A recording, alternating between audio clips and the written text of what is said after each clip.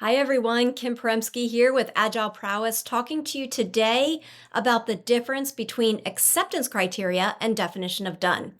When working with Scrum teams, I often observe them confusing or even interchanging the terms acceptance criteria and definition of done, but they're very different concepts. Acceptance criteria are specific, measurable conditions that a backlog item must fulfill to be considered complete and deliver value, whereas the team's definition of done defines the quality measures required for the product.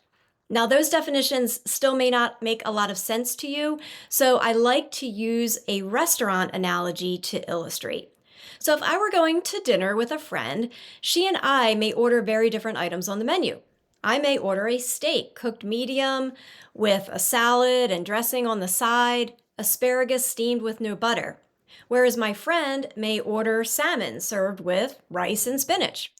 You could consider each of our orders a separate backlog item.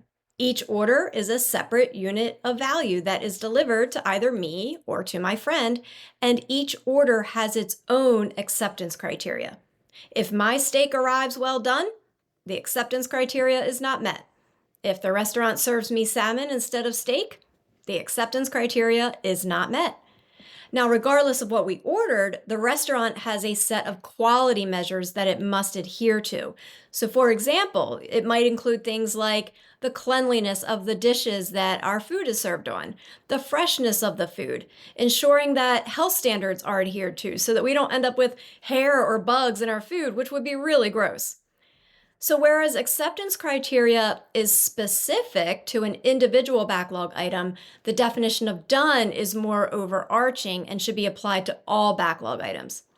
To put this in perspective of a software development team, let's suppose that we had a backlog item to build filtering on our website and to be able to filter by color. The acceptance criteria might include things like the dropdown must include these 10 colors, shown in alphabetical order, and when I hit submit, only items of that color appear on the website.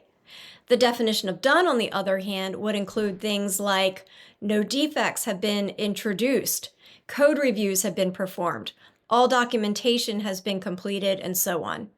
I hope this video has been helpful. Feel free, as always, to reach out with comments or questions, and thanks for watching.